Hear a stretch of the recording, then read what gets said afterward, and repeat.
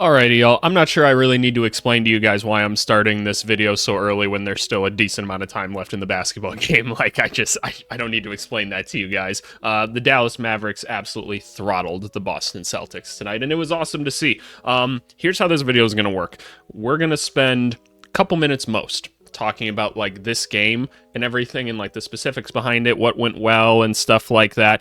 I want to talk about like coaching for the rest of this and like putting your players in the right positions to succeed and all things like that, because like how much insight do you really want me to give you on this game? Like, one team hit shots, the other team didn't. Like, I just want to there's a certain topic that I want to talk about that I think is kind of interesting. So yeah, the Boston Celtics just kind of didn't come out and give a ton of energy. Like, it kind of reminded me of Dallas of the last game. Like, there wasn't the energy needed to go out and win that game. Like, you can see here, the stars weren't hitting their shots, right? Al Horford didn't get any shots really up. Derek White couldn't hit anything. Drew Holiday was honestly still pretty good in his minutes, it felt like. But anyway, like, people weren't hitting shots, right? It was good to see Sam Hauser like get going there a little bit at the end. It was nice to try to see Peyton Pritchard get some shots up. I'm glad he got a chance to be aggressive and everything.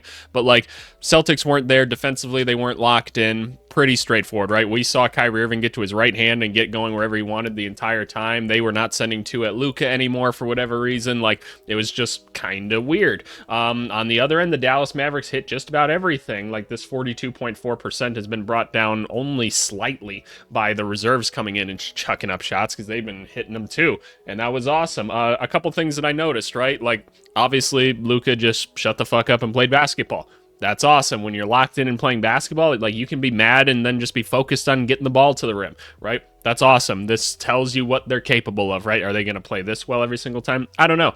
Kyrie Irving was aggressive from the start. There was different guys bringing the ball up the court and initiating some offense. Derek Jones Jr., PJ Washington, right? Like, I still think Dante Exum should probably get some more minutes, but that's just what it is. It's not a big deal or whatever after this game. The centers were both very active, so that was really exciting. It was good to see them going out and really doing things. Like, you saw the closeouts were really, really good by Dallas, and this one just, there was a big pep in their step and a lot of energy.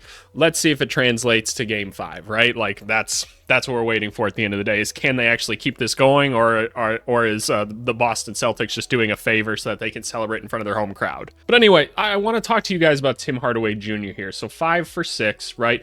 If you guys have been watching these videos of my little like post-game recaps, you guys know that I've been asking the whole time. I'm like, okay, so where's Tim Hardaway Jr.? What's kind of going on here, right? And look, I'm not going to put like a ton of emphasis on like, oh, Tim Hardaway Jr. can go 5 for 6 every single night and get you 10 points like instantly. Like, that's not what I'm here to say, or 15 points, excuse me. That's not what I'm here to say.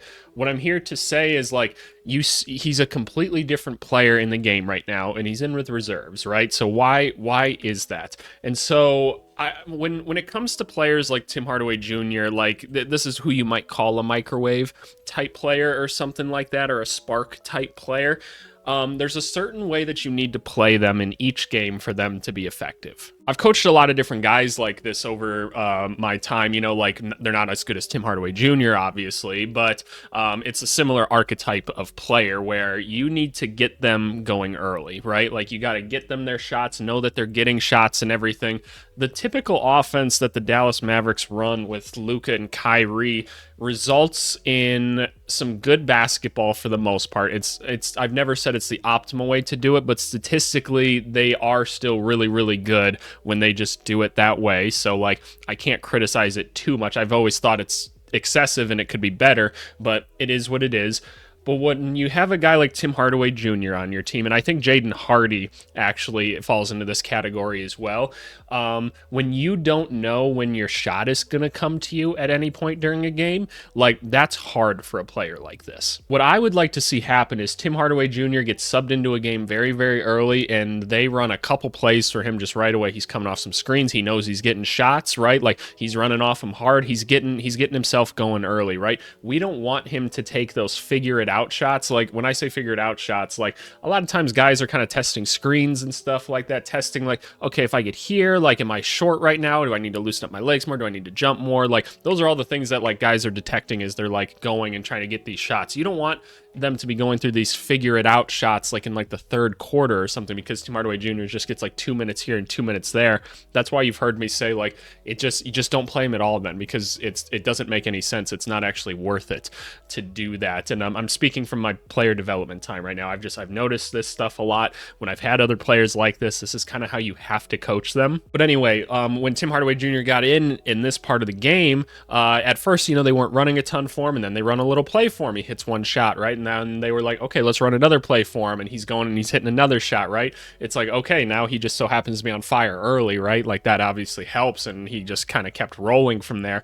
But like, that's the thing. He's not the type of guy to play around ISO guys. He's the type of guy to be like, I need to be in the flow of the game. Like, I need to be like running, getting open, like evaluating the situation. I'm not saying he needs to be like ISO James Harden type thing or whatever. By the way, the game just ended 122-84. Damn. But like, I just think it's so important to know like how your players best find success and everything, right? Because it doesn't make sense to me when you have somebody as talented as a Tim Hardaway Jr. is, that you don't put him in a system to have more success. Because let's be honest, Tim Hardaway Jr. is the next most gifted scorer on this team off of Luka and Kyrie, and so you would think you'd want to find some ways to make him seem more valuable. Like Luka, when he's in, probably got to do Luka things. I would prioritize playing Tim Hardaway Jr. when like Kyrie Irving is just out there and not Luka, because Kyrie Irving's used to playing in all these other offenses and everything. So Kyrie Irving can be initiating something, Tim Hardaway Jr. can be doing some action somewhere else, and the idea can be, let's get the ball to Tim in these moments, right? Like that's just what I want to see. Like I think that'd be a valuable thing for him, because now all of a sudden the Celtics, and given the Celtics are still extremely good defensively and they're still probably gonna do a pretty good job of guarding it, but now it's not like, okay, it's just Kyrie isoing, it's just Luka isoing, and then everyone else is kind of just operating after that, or spacing and try to making sure they're out of the way. Now it's like, okay, well we gotta watch Tim a little bit as he's coming around this little like pin down action on the opposite side, because if he catches and shoots this ball, he's dangerous or whatever. And so now all of a sudden Kyrie Irving's got an extra second to operate or something like that, or take someone in an ISO, and maybe that's the difference in someone else scoring some points. But I just thought this was a good opportunity to emphasize knowing what your players like really exceed. And I can think back to a time I was coaching at a college. It was a Division II school, actually. I spent 1 year at a Division II school. They're one of the top Division IIs in the country, and that's why I went there. They gave me a ton of money to do so, which was very generous of them. And we had a guy that was expected to be National Player of the Year at the Division II level. And, he had some things going on up here at times where we had to get him straight. And one of the ways I'd get him straightened out is I'd pull our point guard aside before the games, and I loved this kid. They actually wanted to cut this kid before the season started. They were like, oh, what do you think of this guy or whatever? And I was like, no, this guy's our best player, I can tell. And I'm not trying to even like boast or anything. That's just kind of what I noticed out of him. I was like, I can turn this guy into a really good player. And he ended up, this year was his last year in college basketball, and he was a All-American finalist at the Division II level. So phenomenal. He broke like the assist record at his school and everything. Phenomenal basketball player. But anyway, I'd pull this point guard aside, who was a very gifted player at this point in the season, and I would say, hey, and by the way, our expected All-American was a center that could, step out and hit and stuff like that, and he could also go in the post. And I'm like, hey, first play, you get the ball to so-and-so, right? I'm like, you need to make sure he gets a shot right away, because we don't win if he doesn't get going. It's your job to make sure that he gets going, because I know you'll be fine. He needs to get going. So it was always like, hey, first time, let's make sure he gets a touch. We operate from there, right? Next possession, make sure he's getting a touch in his action. Make sure we're calling those plays, right? Gets a touch. Now he's involved. Now he's running, right? Now you don't have to worry about the rest of it, because it's like, okay, he's got his feel for the game going now. He's such a good player that it's just going to work out after that. But yeah, hopefully you guys haven't clicked off the video or anything. I kind of wanted to share this stuff. I know not too many people watch these videos anyway, so I'm not as concerned about that. And I know the ones that do are maybe a little bit more interested in some of the basketball stuff that I have to share.